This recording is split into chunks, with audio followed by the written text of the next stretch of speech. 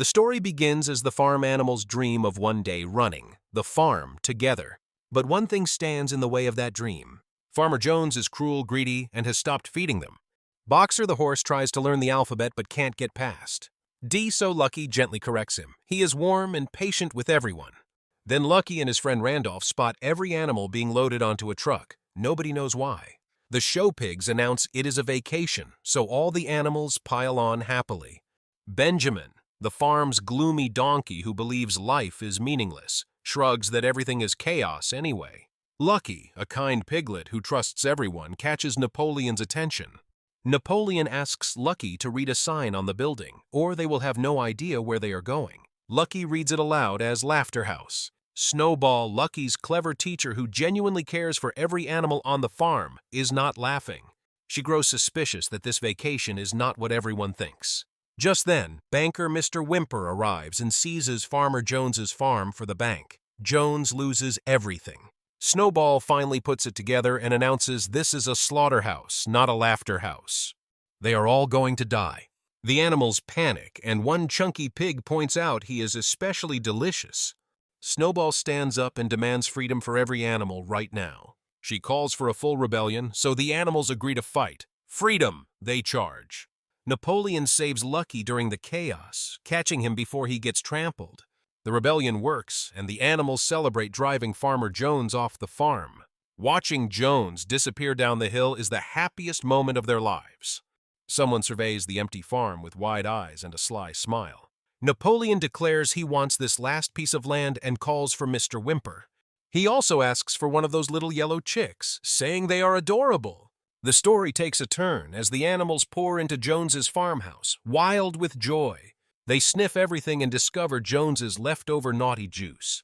They are completely grossed out but fascinated. But Snowball puts his trotters down firmly. He declares the farmhouse off limits, so it stands as a warning forever. He announces the 7 commandments, the rules that will keep them all free. Back outside, Snowball addresses every animal on the newly liberated farm. 4 legs good, 2 legs bad. No clothes, no beds, no alcohol, no killing, and all animals are equal. He struggles badly, but the cow is patient. Lucky tries milking a cow for the very first time. Then the harvest comes in and the animals celebrate their first successful day. Chicks waddle across freshly plowed farm field. Wheat fields surround the liberated animal farm. Snowball tells every animal to store half the harvest for winter, and they vote yes. Napoleon, Lucky's cunning new friend, makes jokes instead of leading. But the narrator notes Napoleon always wanted Lucky to look up to him the way the others admire Snowball. That night, Napoleon pulls Lucky aside privately and shows him Jones's old dogs he secretly kept. He tells Lucky the dogs were hungry and alone, so keeping them proves all animals are equal. Then Napoleon flatters Lucky directly, telling him he is smarter and more special than any other farm animal. He pushes a jug of private milk toward Lucky, insisting it would go to waste otherwise. Lucky hesitates because the milk is supposed to be shared equally with everyone. Napoleon waves it off and tells Lucky to enjoy it as their little secret. The real trouble starts. Napoleon tells Lucky to relax and keep the milk secret. He also brings extra milk to Boxer, Lucky's horse friend, spreading secret gifts. Napoleon tells Boxer the old rules no longer apply, but Boxer says drinking milk that isn't his feels deeply wrong. He decides to share it with everyone after all. Freedom turns out to be exhausting work, so the farm needs electricity. Snowball, Lucky's teacher, secretly takes him to the farmhouse to show the watermill blueprints. She refuses a farm meeting, saying barnyard animals can't grasp what's good for them. Lucky delegates crop work to Puff, but other animals spot the secret construction. Benjamin confronts Lucky directly about what is being built without permission, so Lucky calls a farm meeting, and Snowball presents the watermill plan to all. Napoleon calls the watermill boring, and the crowd starts jeering at Snowball. He argues that Snowball herself breaks rules. Snowball fires back, asking Napoleon to explain what he was doing in the farmhouse. Napoleon laughs it off as a joke, leaving Snowball humiliated in front of everyone. Animals rush to eat the winter grain and Snowball begs them to stop or they will all starve. The crowd chants against Snowball and she snaps, calling them all too stupid to understand. The betrayal cuts deep as Napoleon spins Snowball's outburst into exhaustion. The animals love it. He tells the crowd she just needs a long vacation so she can stop bossing everyone around. Napoleon gets them chanting "vacation" until Snowball can barely speak. She tries to protest, but the crowd drowns her out completely. Lucky calls her name as she is pushed away. She shouts back that all animals are equal, but nobody stops walking. They never see Snowball again. Napoleon immediately rallies the animals to collect the winter grain, taking full command. The farm celebrates. But Napoleon pulls Lucky aside and says Snowball was leading him astray, just like the humans always thought they knew better. He tells Lucky that he, Napoleon, will help decide what is right from now on. He tells Lucky they share a special father-son bond, since Napoleon saved him in the rebellion. Lucky agrees warmly, but Randolph tries to join in and Napoleon shuts him out fast. Then Napoleon quietly adds that pigs should stick with pigs, cows with cows, contradicting everything Snowball taught. Lucky later wonders why Napoleon wants animals separated if they are all equal. That's when Mr. Whymper, the banker, shows up and demands 1,000 payments a month for 30 years. He warns that if they refuse, he sells the farm to Pilkington. Napoleon accepts the deal without blinking. So the panicked animals scramble to figure out how to earn money, and Napoleon says they must sell what they grow. He teaches them to call their eggs the best in the county, even without proof. Lucky objects that it is a lie, but Napoleon calls it hoping instead. It works, and a human customer arrives, buys eggs on the spot, and cannot believe animals are running a farm. Meanwhile, Mr. Whymper hands over the pigs' first profit payment. He confirms they paid more than Jones ever did, so the farm is legally theirs. He is thrilled. Back at Jones's place, Whymper reports the pigs paid up, leaving Jones furious. Jones declares he wants that land back, but Whymper refuses to help him cheat. Napoleon, Lucky's cunning guardian, then suggests the pigs move into the farmhouse. He dismisses Snowball's old rules as the work of a freedom-hating troublemaker. Boxer asks why pigs and horses can't stay together, but Napoleon insists each animal belongs with its own kind. He promises Boxer they are still best friends, just living in different spots. Boxer is left alone, trying to spell his ABCs and getting them wrong. He calls himself dumb and nobody corrects him. So the pigs take their profits to Pilkington's market to spend freely. Humans stare, stunned that a pig can talk. Napoleon spots that Lucky likes Puff and coaches him to act cool. He tells Lucky Puff is a show pig, so Lucky must lower his voice and swagger. Lucky tries it out and nearly pulls it off. He approaches Puff, accidentally calls her babe, then quickly buys her a pretzel to recover. She accepts it, and Lucky is overjoyed. But humans at the market begin mocking the pigs for acting human, calling them freaks. Napoleon cuts the trip short and heads home. Back at the farm, the animals unpack their new appliances, but nothing works. They have no electricity, so every purchase is useless. But then the animals are out hauling a heavy cart while the pigs ride along enjoying the trip. Randolph asks why they're pulling pork. Napoleon gives a grand speech about electricity and watermill dreams. Nobody understands it. Benjamin calls the whole watermill plan boring, so Napoleon tells him to shut up. The other animals chant "boring donkey" until Benjamin goes quiet. Then Boxer, who trusts Lucky completely, cheers for the watermill and animal farm. Napoleon pulls the pigs inside the farmhouse for a private meeting. He tells them they must learn to walk on 2 legs or humans will never respect them. But Benjamin points to the barn wall and reads the old rule out loud. Napoleon points him back to the wall, which now reads 4 legs. He secretly repainted it, forcing the old rule out of existence. Napoleon then attempts to walk upright, promptly falls flat, and Puff struggles right beside him. Good, 2 legs better. He calls his son over to join him, and the son walks upright too. Benjamin confronts them, saying they are now exactly like Jones. She gasps that 2 legs feels impossible, but Napoleon keeps going. Napoleon points at the repainted rule again, leaving Benjamin with nothing left to say. Finally, Napoleon stands and walks on 2 legs, and the pigs erupt in cheers. Boxer collapses from exhaustion during the watermill work. Napoleon tells his son to stay back, but Lucky defies this and runs to Boxer's side. The watermill is finished and the animals cheer, but the pigs throw their own separate party. Lucky narrates that equality on Animal Farm is now gone, and food rations at the gate get cut. Later, Boxer practices his letters with Lucky, still struggling but refusing to quit. Then Napoleon arrives wearing full human clothes, a gift from Frida Pilkington, a wealthy neighbor who also gave him a car on credit. Frida wanted to meet the famous animals running their own farm. She tells Napoleon she just wanted to meet the famous animals running their own farm. The scheme unfolds as Frida unloads a trunk full of gifts and party supplies for the pigs. He lets her in and the pigs immediately start trying on her gifts. They celebrate wildly. Lucky watches the pigs drink and party, breaking the last rule the farm was founded on. Then Lucky checks the barn wall and finds the commandment has been quietly changed to allow drinking in moderation. He knows that is not what it said before, but no one else seems to remember. The farm is also out of grain. Frida pulls Napoleon aside and proposes they go into business together so she can maximize the farm's potential. Napoleon, Lucky's nemesis, who now runs the farm like his personal kingdom, waves her off. He insists everyone is saying he is doing a super job.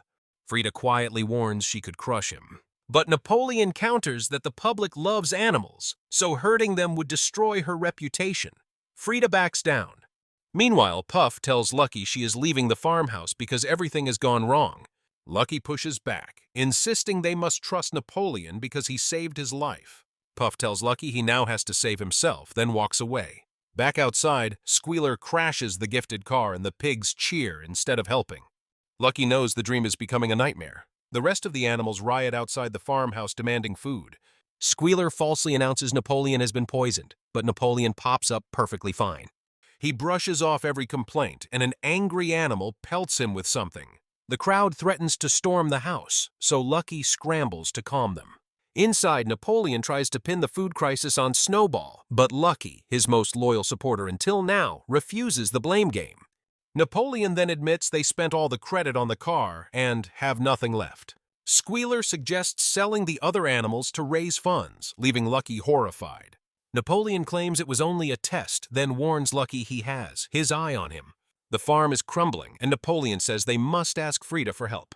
The drama intensifies as Frida tells Napoleon straight up she lives to dominate. She has crushed every competitor so she can charge whatever she wants. Napoleon is delighted. Then Frida makes her pitch, replace the watermill with a massive dam, supplying her with power for years. In return, she will give every animal free food for life, so the animals cheer. Napoleon loves the idea because the pigs and humans' partnership will look great in the press. Squealer quietly asks what optics means and guesses it is a type of seafood. But Napoleon's ego takes over. He demands billboard fame as Napopo before signing anything. He also wants TV commercials and a movie franchise where he plays himself. He only agrees after Frida promises him his very own action figure. Lucky objects, saying the farm is the animals' home and they need their fields. Napoleon pulls Lucky aside and tells him to get Boxer on board because all the animals trust Boxer. Lucky says Boxer has given his whole life to this farm and will never agree. Napoleon ignores him and calls a farm meeting. He announces free food for life, and almost every animal erupts in cheers. But Boxer, Lucky's closest friend on the farm, asks what will happen to their fields and their water wheel. Benjamin calls out the pigs for wasting the magic paper on the red car and Squealer's facelift. Napoleon flatters Boxer relentlessly, telling him everyone trusts him and always will. Boxer caves, vowing to work harder than he ever has to build the dam. The whole farm chants for the dam and the deal is done. Free food rolls in and Napoleon calls it mega freedom, leaving the animals blind to what they just surrendered. Later, Frida toasts Napoleon privately, telling him this will change everything. Napoleon pauses alone, and for just a moment he looks uncertain. He decides to lift it himself, insisting it is what he does. He strains and pushes with everything he has.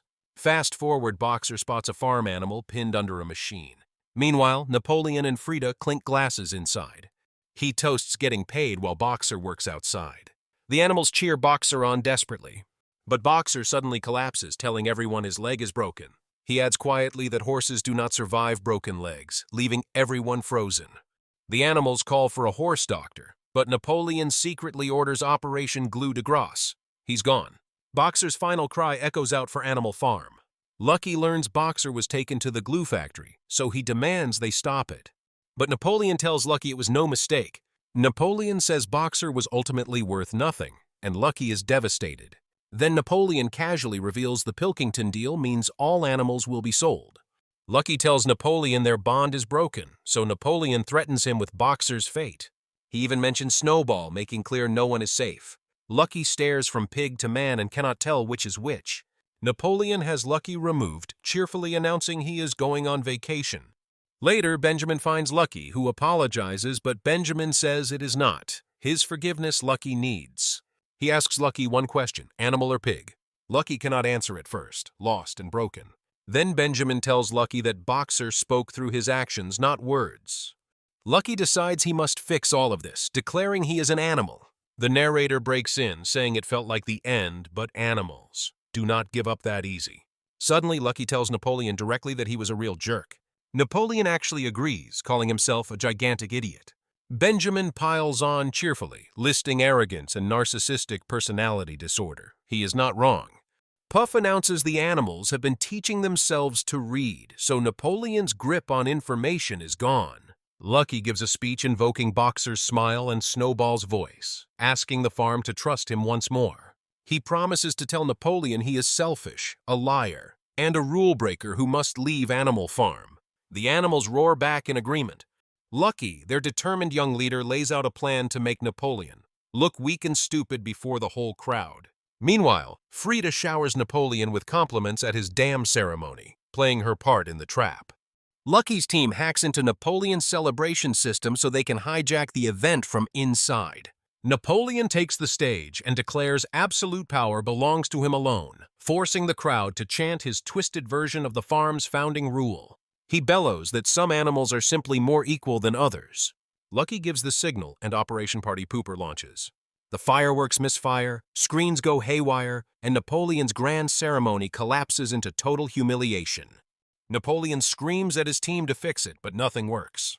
The animals hack works perfectly, leaving Napoleon exposed as a fraud in front of everyone. But then the dam itself begins to crack, which was absolutely not part of the plan. Lucky orders every animal to higher ground at the farmhouse immediately. Napoleon shoves past everyone and screams at his driver to flee. Finally, the dam bursts and Lucky screams for help. He orders Puff to get the young ones to safety first. He heads off to find Napoleon himself. Lucky thanks Puff, and they part ways in the flood. He grabs Tammy mid-rush, pulling her from the water. But the flood sweeps Lucky away, and the animals cry out his name. Napoleon mocks him, so Lucky tells him to try the truth for once. Napoleon claims he always wanted a son and treated Lucky like one. Lucky, who is Napoleon's surrogate son, rejects that completely. Lucky surfaces and finds Napoleon, calling him a liar who used everyone. He orders Napoleon to leave Animal Farm for good, or break every rule. Napoleon fires back with insults, then something knocks him flat. Lucky is pulled to safety and the animals find him alive. The rooster cheerfully announces he also survived, which surprises no one but himself. Lucky gathers everyone and checks that all are safe. Napoleon strolls out, tosses the farm back, and cheerfully leaves forever. Lucky tells the young ones they looked for freedom in the wrong place. He says no leader, not Napoleon or Snowball, could ever give them freedom. Real freedom, he says, is choosing to help each other, just as Boxer wanted. The animals build their new dream together, with the fallen watching from the stars. Animal Farm is finally free, and Lucky leads them forward for good. Finally, the film wraps up with a joyful musical celebration. Caveman animals paint their stories on cave walls. Vikings sail onward, carrying the animal's story through every age. Animal Farm is finally free, and every animal chooses to work together, because that is true freedom.